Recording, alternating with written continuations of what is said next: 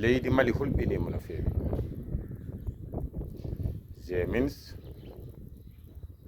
ɓe ɓe gandanɗa ko fedde ɓe gandanɗa nodditiɓe diiniyankoɓe ene wayno ko tamɓe leydi ndi e junngo mumen ni gure kewɗe ngala courant ngala kuɓɓam ha e wuuro lamorgo nge hoore muɗum janggannoɓe natti janggoyde saabu hulede haade werlaji ɗi ɓe jolata ɗi fellede ndege firti ɓen guddi foof ha laaɓi te so wuro ngo serani e wasde dañde kuɓɓam firti ko gandanɗa hoore maɗa kongo yanowo beele aduna o koko jogori yebde ɗum walla nde wonnoɓe jeeyake CEDEAO ɓe mbiyanoɓe yoɓe gar ɓe jilla hen ɓe wawde noɓe jagdodiraɓe ɓe mbi hay loppete ɓe ngala e nden fedde nde gandanɗa ko tubakoɓe laami ɗume en mbawani koye mabɓe beele ɗumene laati ha joni en mbawani koye mabɓe nde uddere nde Bamako waɗa beele en mbawi yaltinde hen koye mabɓe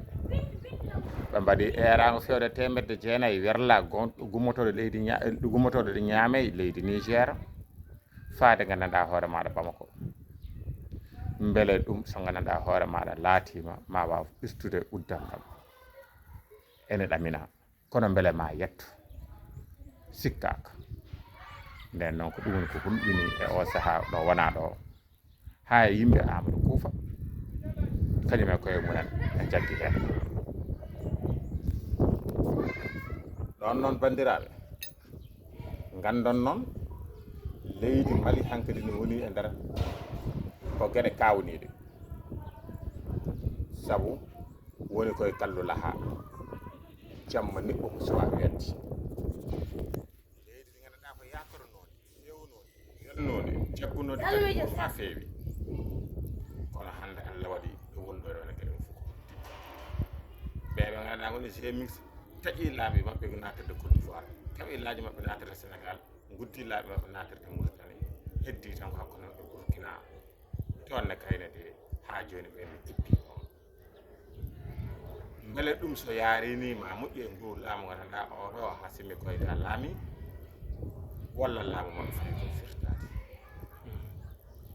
hamande o fof ene jogori cofdede omen ene uddi koye men ɗo gonɗen ɗo saabu kadi ko bandira men goni toon ɓiɓɓe fulɓe goni toon julɓe goni toon ɓe nodditoroɓe ene mbaɗa diine ɓeɓe pottitta ɓe beele en mbawi joddade e munen e diine holkoɓe jogori waflidde dow ba hol yayaɓe jogori addude beele jara mom maɓe keeb lamar ko e hoore makko beele uddaɓe e nder Bamako ɓe ma mbaw dañde damal musul hono kono ngu uddita leydi ndi wuuro ngo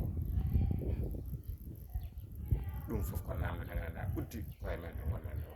saabu wonɓe nder ɓe ko bandiraɓe uddaɓe ɓe ko bandiraɓe udduɓe ɓe ko bandiraɓe yo Allah faam